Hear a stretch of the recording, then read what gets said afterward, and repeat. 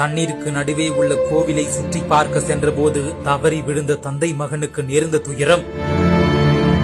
மகனை போராடி உயிரோடு மீட்கப்பட்ட நிலையில் தந்தை சடலமாக கிடைத்த சோகம்.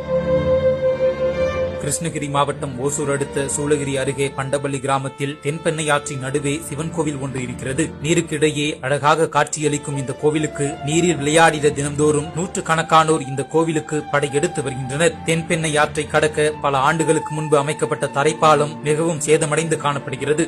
குறுகிய அளவில் உள்ள தரைப்பாலம் தான் 5க்கும் மேற்பட்ட கிராம மக்களின் பிரதான சாலையாகவும் இருந்து வருகிறது. நேற்று விடுமுறை நாளில் அதிக அளவில் சுற்றுலா பயணிகள் வந்திருந்த நிலையில் பெங்களூரைச் சேர்ந்த தந்தை மகன் இருவரும் தரைப்பாலத்தில் சென்றபோது எதிரே கார் வந்துள்ளது.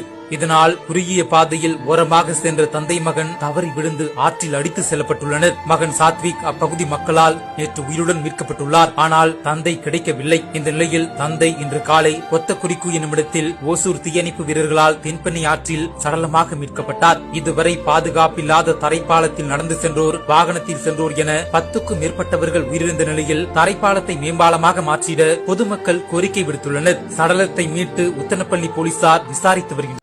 இந்த கோயில் தாங்க, முன்ன மாதிரி இல்லை. 2 பக்கம் கம்பம் போட்டு சேஃப்டியாக இருக்குது. வழியில் போகிறவங்க இந்த பக்கம் பார்த்து போகணும்.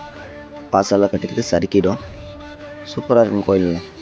உள்ளே போய் சுற்றி பார்க்கறதுக்கு சூப்பர் அழகாக இருக்கும். நிறைய பேர் அதனால தான் வந்து நடக்க தெரியாமல் நடந்து விழுந்துடுறாங்க.